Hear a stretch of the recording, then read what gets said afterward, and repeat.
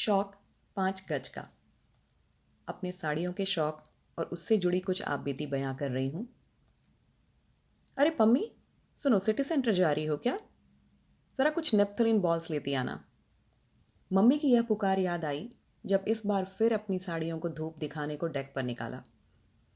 जो बचपन में मम्मी को करते देखा था, बस वही हर साल गर्मियों में दोहराती हूँ। वेदर फोरकास्ट देखकर एक कड़क धूप वाला दिन चुना और सारे रेशमी कपड़े, साड़ियाँ और दुपट्टों को सन बेदिंग के लिए डेक पर बिखेर दिया। मेरी मम्मी ज़्यादातर कॉटन और प्योर सिल्क की साड़ियाँ ही पहनती हैं, पर अब उन्होंने हल्की इजी मेंटेनेंस वाली भी पहननी शुरू कर दी हैं, क्योंकि सफ़र या आउटिंग के दौरान इन्हें संभालना थोड़ा आसान होता है। पर मम्मी के सिल्क और कॉटन के रुझान से मैं भी अछूती नहीं रही। नेट, सैटिन, कुंदन, जरी और जाने कितनी ही अलग अलग साड़ियों के बीच भी मुझे यही दोनों ज़्यादा पसंद आती हैं। शादी की शॉपिंग तो सबकी बड़े ही शौक से होती है और मेरी भी हुई थी, पर भाई बहनों में सबसे बड़ी होने के नाते मेरी शादी में कुछ नई चीज़ें भी एक्सप्लोर की गई थी। मेरी शादी की साड़ी गुजरात से आई थी, जिसका पूरा श्रेय कुमार आंटी को जाता है, जो हमारी पड़ोसी थी। मेरी सूटकेस में बनारसी, लखनवी, घाटचोला, कटकी, कांथा, बांधनी, कई तरह की साड़ियाँ थीं और सब की सब मेरी मनपसंद। साड़ी से मेरी मोहब्बत और परवान चढ़ी जब मेरी बहन की शादी बनारस हो गई। उसके घर गई तो हमारे बहनोई साहब ने कहा, दीदी चलिए आपको मदनपुरा लिए चलते हैं, वहाँ साड़ियाँ बनती हैं। मैंने कहा हाँ हाँ क्यों नहीं, बस हम सब चल पड़े बुनकर की गलियों में।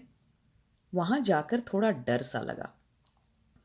संकरी टेढ़ी मेढ़ी गलियाँ, जहाँ अगर कुछ अनहोनी हो जाए तो भागकर बाहर आना भी मुश्किल लग रहा था, पर उनके लिए वह जगह जानी पहचानी थी। जब हम उनके नियमित विक्रेता के यहाँ पहुँचे तो आंखें खुली की खुली रह गईं। बड़ी बड़ी थानों में लिपटे सिल्क और तसर के कपड़े, किसी में धागे का काम तो किसी में जरी का, पर किसी पर भी रंग नहीं था। मोटी मोटी तोशक पर बिछी सफ़ेद चादर पर हमें बिठाया गया, चाय मंगवाई गई और फिर कपड़े दिखाए गए। उन्होंने कहा कि आप जो भी मटेरियल पसंद करें उस पर आपका मनचाहा रंग चढ़ा दिया जाएगा और फिर कटिंग और पॉलिशिंग के बाद साड़ी घर पहुंचा दी जाएगी। क्या बताऊं, उन रंगों को देखकर मेरी आंखों को ऐसी आई टॉनिक मिली कि जिन गलियों में घुसते डर रही थी, वहीं से निकलने का मन नहीं हुआ। वहाँ से हमने ढेर सारी खरीदारी की। साड़ी, बनारसी दुपट्टे और तो और बनारसी बॉर्डर्स भी, जिन्हें प्लेन साड़ियों पर लगाया गया। शोरूम में एक ही साड़ी कई रंगों में मिल जाएगी, पर वहाँ हर पीस यूनिक। बहन द्वारा मम्मी और मेरी साड़ियों की शॉपिंग का सिलसिला आज भी जारी है। हाँ, माध्यम ज़रूर बदल गया है।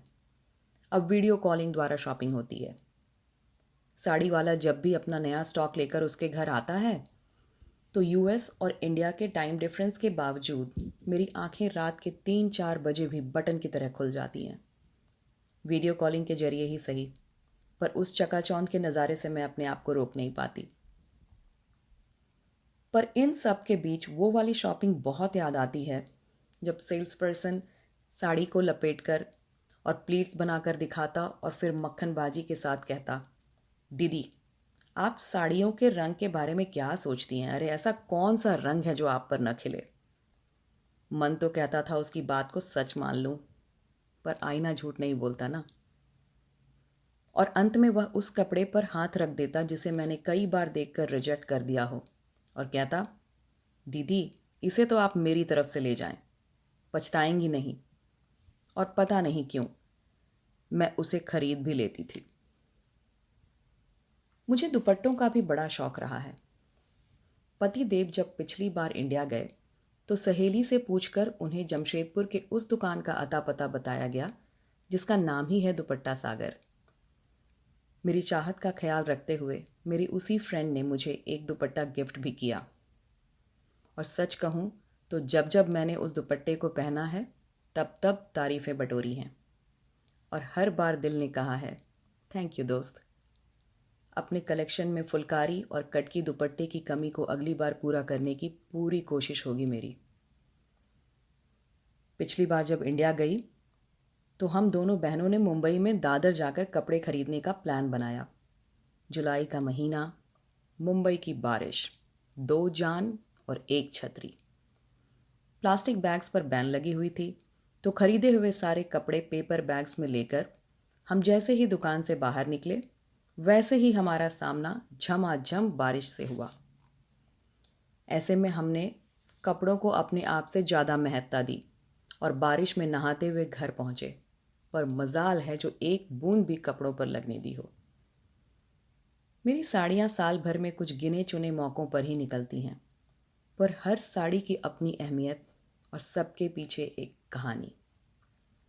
जब इन्हें धूप में डालती हूँ तो पता नहीं क्यों, पर इन्हें देर तक छू कर देखती हूँ और उसके पीछे जुड़ी यादों को मन ही मन ताज़ा करती हूँ। हर साड़ी की एक अलग खुशबू और एहसास। यह कपड़ों की सन बेदिंग वाला सालाना रिचुअल मुझे बेहद आनंद देता है। मम्मी की कलेक्शन से जो पसंद आए उसे यहाँ ले भी आती हूँ और उन्हीं की तरह सहेज कर रखती भी हूँ। बाज़ार में कई तरह के स्टोरेज बैग्स मिलने के बावजूद मैंने अपनी साड़ियों को मम्मी की पुरानी कॉटन की साड़ी में लपेट कर रखा है। यह गुर भी मैंने उन्हीं से सीखा है।